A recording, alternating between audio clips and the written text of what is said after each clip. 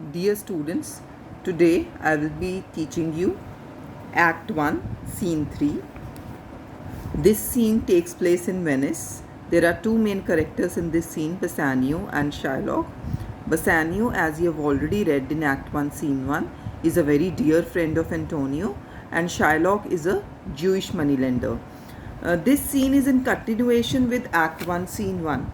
If you remember, Act 1, Scene 1 ended where Antonio said Bassanio that he should go and inquire if he could get money on his name, on his credit. He said that he has no doubt that he should either get the money on account of his business or against his personal surety.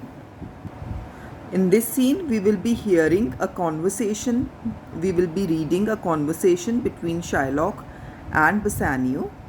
Shylock, 3,000 ducats. Well, so this is the amount that Bassanio needs for financing his trip to Belmont. Bassanio says, sir, for 3 months.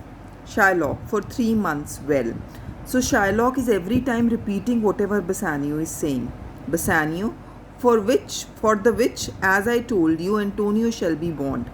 So Bassanio has told him that he needs 3,000 ducats for 3 months, and Antonio will stand a bond, means he will act as a surety or a guarantor that the money will be repaid.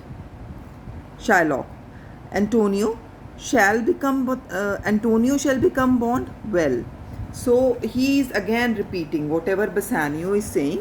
Shylock is just repeating that. On the next page, Bassanio says, may you steep me? Will you pleasure me? Shall I know your answer? So he is saying that, will you help me?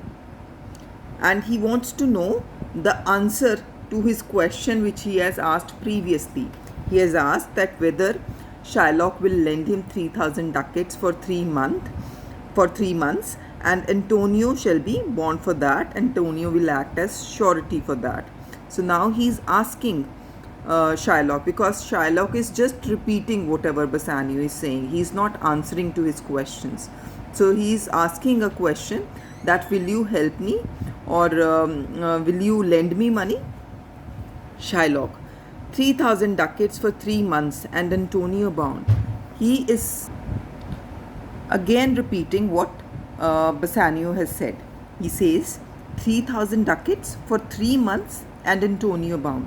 So all the things that Bassanio has said earlier, he is just simply repeating those things. He is saying 3,000 ducats for 3 months and Antonio will be the surety. Bassanio, your answer to that? He's saying, yes, that I've already told you, but what is your answer to that? Shylock, Antonio is a good man. So Shylock is very ironical when he says so. He says that Antonio is a good man. So probably meaning the opposite, or probably meaning that he is wealthy enough to repay the amount, or to act as a surety for whatever money Bassanio is asking for acting as a surety against the loan. Bassanio, have you heard any imputation to the contrary? So he's saying, have you heard any allegation against Antonio? Because Shylock has just said no, that Antonio is a good man. On hearing this, Bassanio is asking him a question, that have you heard any allegation against him, that you are doubting that he is a good man? Shylock, oh no. My meaning in saying he is a good man is to have you understand that he is sufficient. He is saying that my intention in telling that he is a reliable man is to tell you that his surety is sufficient.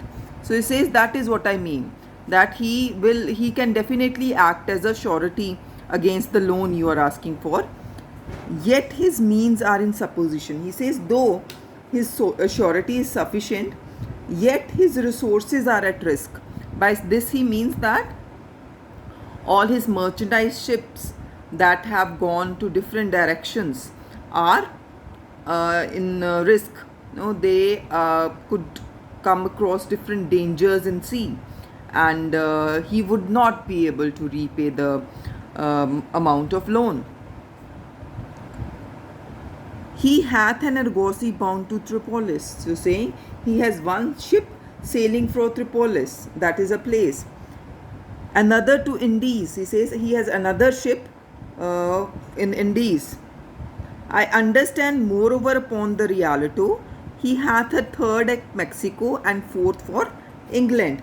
He says that I have learnt from the Rialto, the Venetian Stock Exchange, that he has a third ship at Mexico and fourth in England.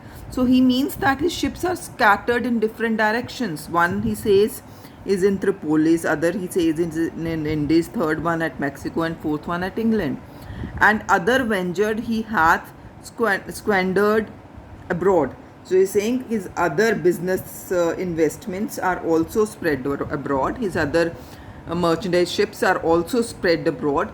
So he may not be having the money in hand. So that is what he means. And whatever he has is under risk. Then he says, but ships are but boats.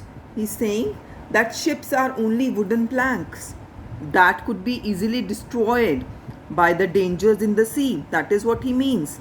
Sailors but men. He says sailors are men who are mortal, who again could make errors, and who again, because of their mistakes, his ships could meet with an accident, and consequently he'll be left with nothing. So he's saying that ships are but boats who are prone to accidents, and sailors are but men. Sailors are simply mortal human beings who could make mistakes, and because of those mistakes he could end up with losses. Then he says, there be land rats and water rats. He says, just as there are land rats and water rats. So he says that there are land rats who, destroy, if you have ever read in your sciences, land rats, they cause great harm to the agriculture, they destroy all the crops in the fields. And similarly, water rats, they do harm to the products that are there in the ships. He says, as there are land rats and water rats, there are water thieves and land thieves, I mean pirates. So he's saying, just as there are land rats and water rats, so there are land robbers and sea robbers also, by which he means pirates. He says, so his ships are prone to different kinds of dangers.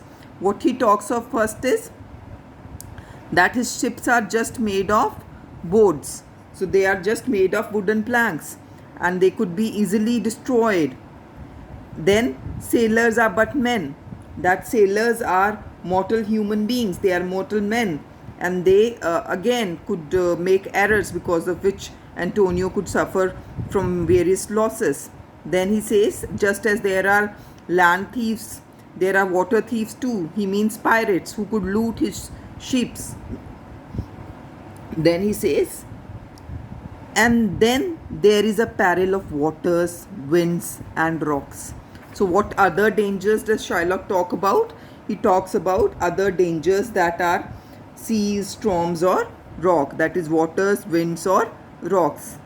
The man is not withstanding sufficient. He says, however, Antonio is sufficient all the same. He says, though there are lots of dangers involved, there is lots of risk involved in his business, still he says that he could be sufficient. Then he again repeats the same, 3,000 ducats, I think I may take this bond. He says, all right, I think I can take this bond, 3,000 ducats. Bassanio, be assured you may. He says, you should be assured that he will definitely repay whatever Bassanio is borrowing from Shylock. Shylock, I will be assured I may. So he says he would like to be assured, because Antonio would definitely pay back the money.